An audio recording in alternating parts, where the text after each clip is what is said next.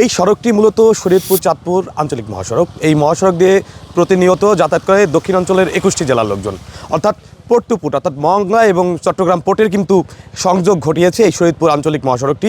আমি যদি একটু পেছনে দেখানোর চেষ্টা করি, যা এই সড়কটির অবস্থা কিন্তু এখন সম্পূর্ণরূপে বেহাল হয়ে গেছে, অর্থাৎ বিভিন্ন জায়গায় খানাখন্দে একদম চলাচলের অনুপযোগী হয়ে গিয়েছে সড়কটি। এই সড়কটি দিয়ে যখনই মানুষজন চলাচল করে তখনই কিন্তু ছোট বড় নানা রকম দুর্ঘটনার শিকার তারা হতে হচ্ছে, এমনটাই তারা বলছেন।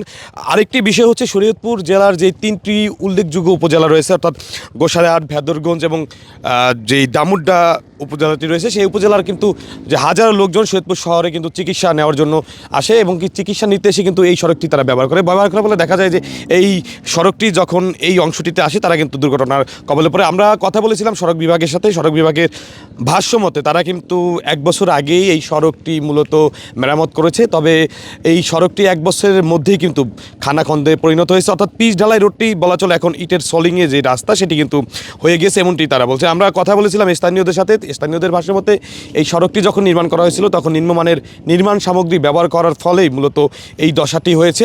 তো তারা বলছে এই সড়কটি যদি দ্রুত সময়ের মধ্যে সংস্কার করা না হয় সেক্ষেত্রে কিন্তু একটি বড় ধরনের দুর্ঘটনা কবলে মানুষজন পড়তে পারে, এতে প্রাণহানির আশঙ্কা রয়েছে। আমরা দেখেছি এই সড়কটির কিন্তু জায়গাটিতে একদম বলা চলে অনুপযোগী হয়ে গিয়েছে। এখানে বিশেষ করে যেই দক্ষিণ অঞ্চলে যে 21টি জেলার লোকজন রয়েছে এবং পণ্যবাহী যে ট্রাকগুলো রয়েছে সেগুলো কিন্তু এই সড়কটি ব্যবহার করে। তারা এই সড়কটি ব্যবহার করে চাঁদপুর, কুমিল্লা এবং চট্টগ্রামে বিভিন্ন জায়গায় তারা মালামাল স্থানান্তরণ করে। সেক্ষেত্রে কিন্তু তারা কাঁচামাল পণ্য পরিবহনে সবচাইতে ভোগান্তির শিকার হয় এইসব পণ্যবাহী ট্রাক চালকদের, কেননা এই ভাঙার ফলে কিন্তু তাদের মালামাল অনেকাংশ সবাই নষ্ট হয়ে যায়। সেক্ষেত্রে কিন্তু তারা মালের যে দাম, উপযুক্ত দাম, সেটি কিন্তু তারা সেক্ষেত্রে কিন্তু পাচ্ছে না।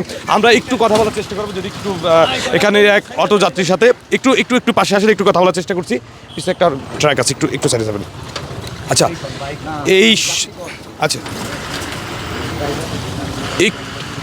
একটু অপেক্ষা করুন, একটু কথা বলতে চাচ্ছিলাম। আচ্ছা উনি ওনার সাথে একটু কথা বলতে চাচ্ছিলাম, একটু এইদিকে এসো। আচ্ছা, এই সড়কটি মূলত কতদিন আগে সংস্কার করা হয়েছিল এবং এই দশা কেন পরিণত হয়েছে? এই সড়কটি মূলত মনে হয় মাস 2 আগে ওদিক দা সংস্কার করা হয়েছিল, কিন্তু এখন তো এই একই অবস্থা। এখন তো গাড়ি চালাতে কষ্ট, গাড়ির ব্যারিং জায়গা, টায়ার জায়গা, গাড়ি কাইতে পড়িয়া যায়। আমরা তো দেখতে পাচ্ছেন এই অবস্থা, সবারই দুর্ভোগ।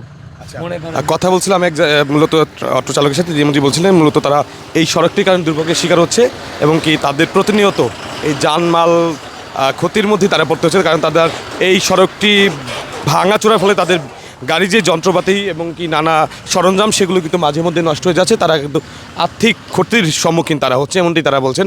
আমরা দেখেছি এই সড়কটি দিয়ে বিশেষ করে যে অন্যান্য উপজেলা থেকে রোগীরা আসে, সেক্ষেত্রে রোগীদের কিন্তু একটি বিড়ম্বনা পোহাতে হয়, কেননা অনেক সময় দেখা যায় যে প্রসূতি মায়েরাও কিন্তু এই সড়ক দিয়ে চলাচল করে। সেক্ষেত্রে কিন্তু তাদের এই সড়কের কারণে তাদের সমস্যার কবলে তাদের পড়তে হয়। আমরা কথা বলেছিলাম স্থানীয়দের সাথে। স্থানীয়রা যেমনটি বলছিলেন গত 1 বছর আগে কিন্তু এই সড়কটি নতুন করে সংস্কার করা হয়েছিল, তবে সংস্কারের কিন্তু কিছুদিন পরে এখানকার নিম্নমানের সামগ্রী ব্যবহার করার ফলে কিন্তু এই সড়কের পিচ উঠে যায় এবং পরবর্তীতে সড়ক বিভাগ থেকে এই সড়কটি মেরামত করা হয় কোনো মতে। সেটি কিন্তু এখনও সে আবার আগের মনে হয়ে গেছে। মূলত চাঁদপুর শরীয়তপুর যে আঞ্চলিক সড়কটি রয়েছে এটি মূলত কাগজ কলমে 4 লেন হওয়ার কথা রয়েছে, তবে জমি অধিগ্রহণ জটিলতার কারণে কিন্তু এটি এখন পর্যন্ত এই 4 লেন করা সম্ভব হচ্ছে না এবং কি এই 2 লেন সড়কটি কিন্তু এখন বলা চলে যে একটি মরণ ফাঁদে পরিণত হয়েছে। তো তারা বলছেন অচিরেই যদি এই সড়কটি মেরামত করা না হয় তাহলে কিন্তু বড় ধরনের সমস্যার মধ্যে এখানকার যে যাতায়াতকারী বা চলাচলকারী রয়েছে তারা কিন্তু পড়ছে। তো আমরা দেখেছি এই সড়কটি দিয়ে কিন্তু বিভিন্ন পণ্যবাহী ট্রাক চলাচল করছে। তারা মূলত দক্ষিণাঞ্চল থেকে এই সড়কটি হয়ে তারা যে চাঁদপুর রয়েছে, চাঁদপুর, কুমিল্লা এবং চট্টগ্রাম অভিমুখে তারা রওনা হচ্ছে। তারা নানা ধরনের পণ্য কিন্তু এখানে পরিবহন করে থাকে। আমরা এখানে একটা ট্রাক চালকের সাথে একটু কথা বলতে চাচ্ছিলাম, যে আসলে জানতে চাই এই সড়কটির বেহাল দশা কতদিন ধরে? এই সড়কগুলো অনেক দিন ধরে মনে খারাপ, এই রাস্তাগুলো মেরামত হচ্ছে না, আমাদের খুব ভোগান্তি হচ্ছে ভাই, খুব কষ্ট মনে গাড়ি চালাচ্ছি ভাই। আচ্ছা, যতদূর জানি সড়কটি তো 1 বছর আগে মেরামত করা হয়েছিল, কিন্তু এত দ্রুত সময়ের মধ্যে কেন এইরকম সড়ক খারাপ হয়ে গিয়েছে? মেরামত কিরকম করে, রাস্তা মনে ভাঙ্গিয়ে যায়, ওই আপনি ইট দিয়ে থয়ে দেয়, ইট দিলে কি আপনার রাস্তা ভালো থাকে, ইট দিয়ে বাড়ি দিয়ে থুয়ে যায়। কিন্তু নোট তো কামাই নিয়েছে মনে কন্ট্রাক্টর আর যারা আছে তারা কামাই নিয়েছে, কিন্তু ভোগান্তিটা আমাদের হচ্ছে। আচ্ছা, আমরা তো এই দক্ষিণাঞ্চলের বিভিন্ন ট্রাক আমরা এই রুটটি হয়ে চাঁদপুর সহ বিভিন্ন জেলায় যে গিয়ে থাকেন, তো সেক্ষেত্রে আপনাদের কাঁচামাল পণ্য পরিবহনের কী ধরনের সমস্যা হচ্ছে? মেলা সমস্যা হচ্ছে ভাই। এই যে মনে করেন আপনার গাড়ির থেকে আপনি আসতে লাগবে মনে করেন 1 ঘন্টা, যে লাগতেছে 3 ঘন্টা। তো রাস্তা যে খারাপ, গাড়ি ওই যে গাড়ি রিন ভেঙে যায়, টায়ার বাস্ট হয়ে যায়। আমাদের ভিতরে কেউ মনে করেন টাকা আসছে না, কিন্তু আর যেসব কাজ কাম করে সব হলো চোর। এরা মনে করেন যে একটু মনে করেন ভাঙ্গে ইট দিয়ে থুয়ে যায়, যে ইট দিয়েছে, ইটের কোনো কাজ হয়? এই অবস্থায় আছি ভাই। জি, আমরা এক ট্রাক চালকের সাথে কথা বলছিলাম। তার ভাষ্য মতে তিনি মূলত যেমনটি বলছিলেন যে 1 ঘন্টার যেই সড়কটি রয়েছে, সেই 1 ঘন্টার সড়কটি এখন তাদের পার হতে সময় ক্ষেপণ হচ্ছে অন্তত 3 ঘন্টার অধিক। এছাড়াও তাদেরও কিন্তু অভিযোগ রয়েছে, তারা বলছে যে সড়ক বিভাগ থেকে কাজের মান তদারকি না করার ফলে কিন্তু 1 বছরের মধ্যেই কিন্তু এই সড়কটি সম্পূর্ণরূপে ভেঙে গিয়েছে এবং কি খানাখন্দে পরিণত হয়েছে। এতে করে তারা কিন্তু যারা পণ্য পরিবহন করে যাচ্ছে তাদের কিন্তু তারা সমস্যা পড়ছে, বিশেষ করে তারা এই পণ্য নষ্ট হয়ে যাওয়ার ফলে কিন্তু তারা সঠিক দাম পাচ্ছে না। আমরা একটু এক স্থানীয় সাথে কথা বলতে চাইব, আসলে এই সড়কটি কতদিন আগে মেরামত করা হয়েছে? 3-4 মাস। 3-4 মাসের মধ্যে এরকম নষ্ট হয়ে যাওয়ার কারণটা কি? এটা যেইভাবে খোদ আইলো আরও দুর্বল বানাইছে, বুঝলেন? নাহলে তো আরও আগে অনেক ভালো ছিল, যদি ওর উপরে রিপেয়ারিং করতো তো আমার ভালো হইতো। এখানে যারা ঠিকাদারি প্রতিষ্ঠান যারা এই কাজগুলো করেছে তারা সঠিকভাবে করেনি, নিম্নমানের সামগ্রী ব্যবহার করে।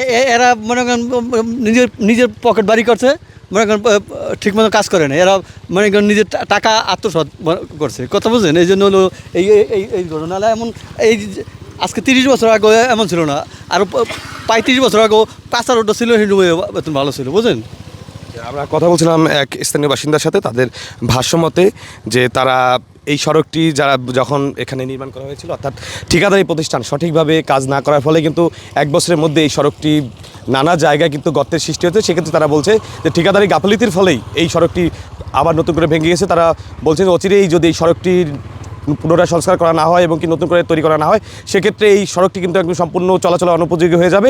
সেক্ষেত্রে এই সড়কটি কিন্তু কোনোভাবেই ব্যবহার করতে পারবে না এখানকার চলাচল করা যাত্রীরা। তো এই ছিল শরীয়তপুর থেকে সর্বশেষ তথ্য। খবরের কাগজ, নিখাদ, নির্ভীক, নিরপেক্ষ।